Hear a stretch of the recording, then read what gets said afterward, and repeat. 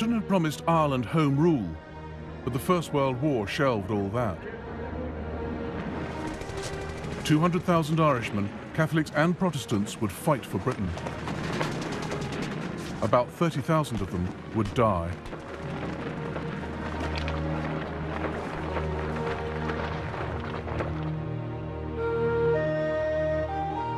But the Irish Republican Brotherhood, forerunners of the IRA, believed England's difficulty was Ireland's opportunity.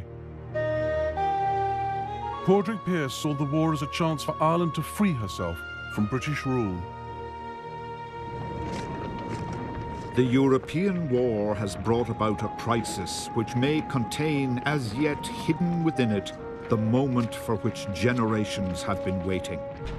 It remains to be seen whether, if that moment reveals itself, we shall have the sight to see and the courage to do. Germany, for many Republicans, had always been a good place to plot revolution. Erskine Childers was famous in Britain, the country he now sought to undermine. His best-selling novel, The Riddle of the Sands, had warned Britain of the dangers she faced from the German Navy. By July 1914, his sympathies had switched. He put to sea in his yacht, the Asgard, to run guns. He photographed the operation, leaving Hamburg under tow, sailing back to Ireland. His wife and a friend with 2 of the 900 rifles they had collected from Germany. And the scene after Childers docked outside Dublin. Crowds cheer as the guns are driven away by car.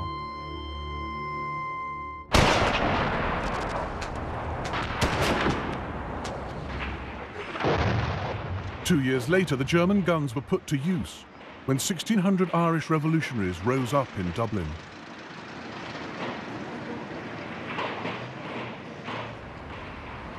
Easter Monday, 1916. Sinn Féiners occupy railway stations, the GPO, and other places. They have blocked the streets nearing Stephen's Green and are shooting at anyone they see in khaki. We used to think we were clear of the war here in Ireland, but we've certainly got it close enough now.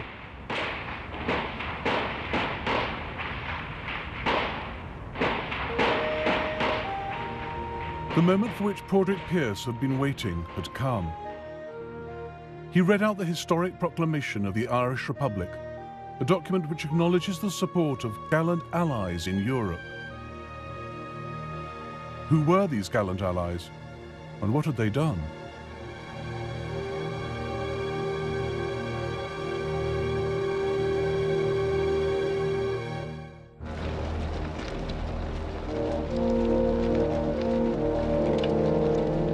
Germany had long seen subversion in Ireland as a way of destabilizing Britain.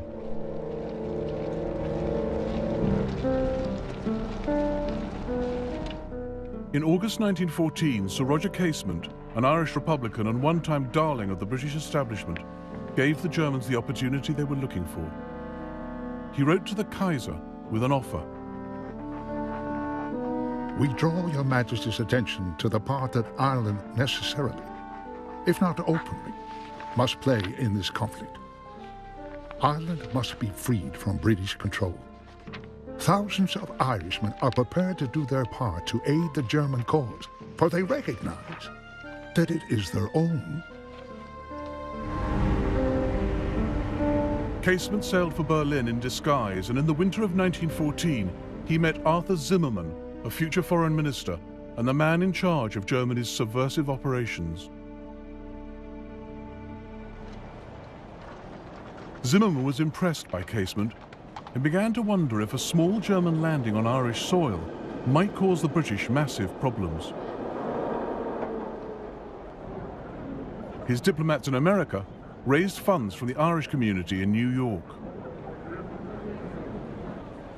It is proposed to undertake an invasion with 25,000 troops with 50,000 extra guns.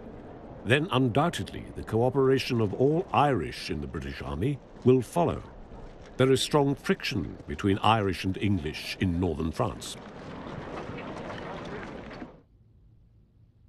Zimmermann's uprising was to be four-pronged: the dispatch of German weapons to Irish rebels, the landing of a German expeditionary force on the west coast, German submarines to seize Dublin harbour, and diversionary Zeppelin bombing raids on London.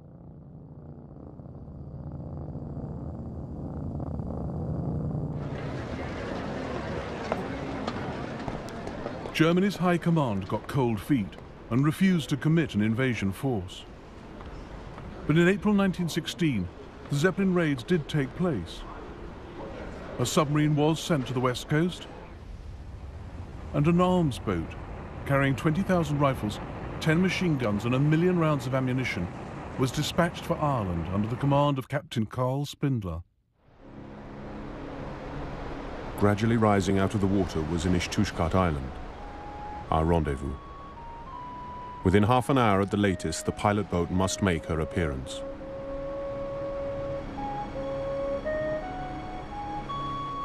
But the Irish expected him 2 days later, so the Germans sat in the bay till caught by a British patrol. Captain Spindler scuttled his boat rather than surrender the arms. The German naval ensign was run up, bidding defiance to the British. Then there was a muffled explosion. Beams and splinters flew up in the air. The Aud sank with a loud hissing noise. The uprising's hope of success sank with the German arms. Many rebels now abandoned the project. But a hardcore minority, armed with the rifles Childers had brought in from Hamburg 2 years before, decided to make a symbolic gesture of defiance. On Easter Monday 1916, they seized key points in Dublin.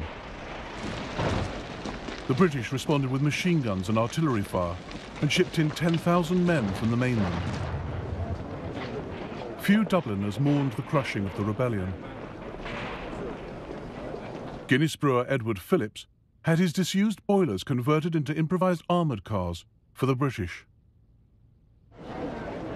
Rang up military and offered motor lorries, gladly accepted. Sent out for drivers who lived close, they all consented. Over 1,000 civilians were caught in the crossfire. And as the British took the rebels into custody, the people of Dublin pelted them with vegetables and emptied chamber pots over their heads.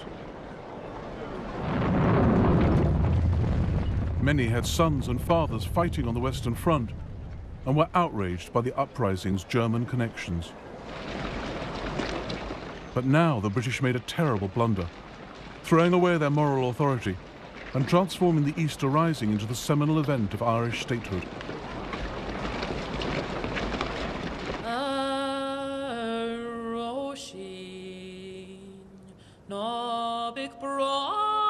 They sentenced the leaders of the uprising to death, starting with Pearse.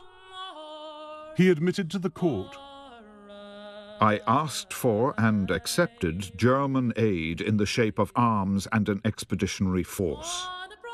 My aim was to win Irish freedom.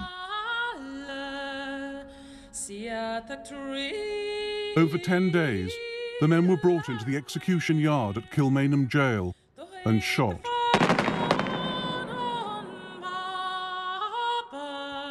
James Connolly was so wounded in the uprising that he had to be shot sitting down.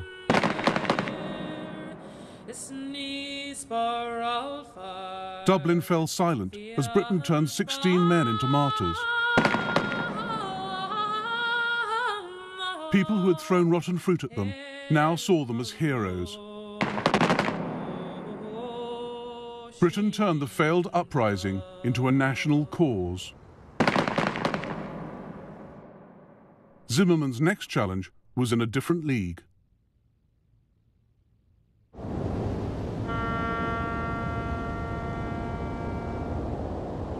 Could Germany exploit Russia's revolution of March 1917 to lever Russia out of the First World War? Almost all the ingredients were in place. A major civilian uprising, restless troops at the front, and a toothless leadership in the rear. The Germans lacked just one piece of the jigsaw, a charismatic leader. But they had someone in mind. Vladimir Ilyich Lenin was leader of the Bolsheviks, a small group of extreme Russian radicals. They had spent many hours over the past 14 years plotting revolution in coffee houses and prison cells. When at last it came, they were caught on the hop. Stalin was in Siberia, Bukharin was in New York, and Lenin was in Zurich. What torture it is for us, Lenin wrote, to be sitting here at such a time. He knew the Allies would never allow him passage. The obvious route lay through Germany and Sweden. But would Germany let him through? German agents had long been watching Lenin. They knew he wanted their enemy Russia out of the war. Lenin's strong side is his organizational talent. He possesses the most brutal and relentless energy. Lenin's view is, it doesn't matter who wins the war. The defeat of Russia is preferable, victory worse. Zimmermann counseled the Kaiser to approve Lenin's passage. Since it is in our interest that the influence of the radical wing of the Russian revolutionaries should prevail, it would seem to me advisable to allow transit. The Kaiser exploited Lenin as cynically as Lenin used the Kaiser, each thinking he had the better of the bargain.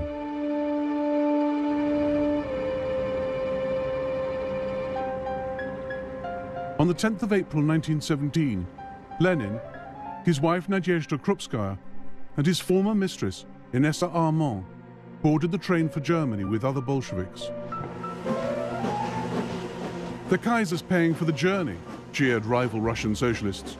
He'll be hanged as German spies. Lenin stood listening and smiled.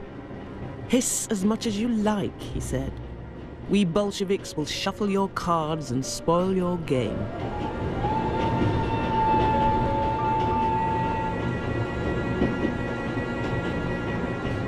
To counter charges of working with the enemy, Lenin devised the fiction of a sealed train, claiming total isolation from the outside world.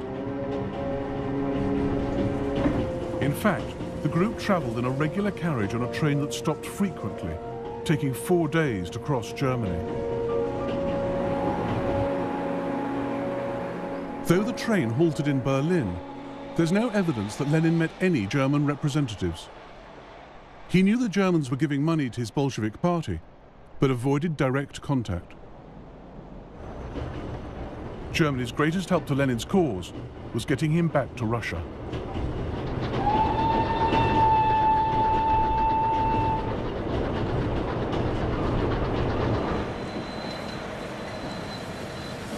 The night he arrived in Petrograd, Lenin addressed the crowd.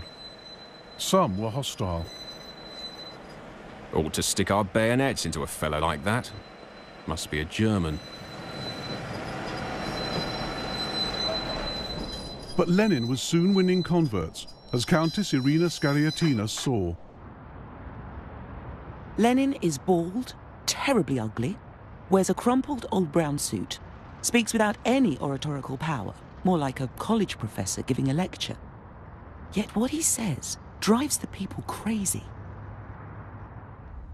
And what he said was, end the war, and by doing so give the people what they want, and what the Provisional Government had failed to deliver: peace, land, and bread.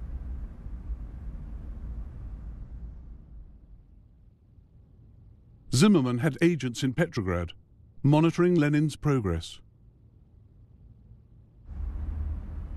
Lenin's entry into Russia successful. He is working exactly as we would wish. Just as the Germans hoped, Lenin's ideas spread to the front.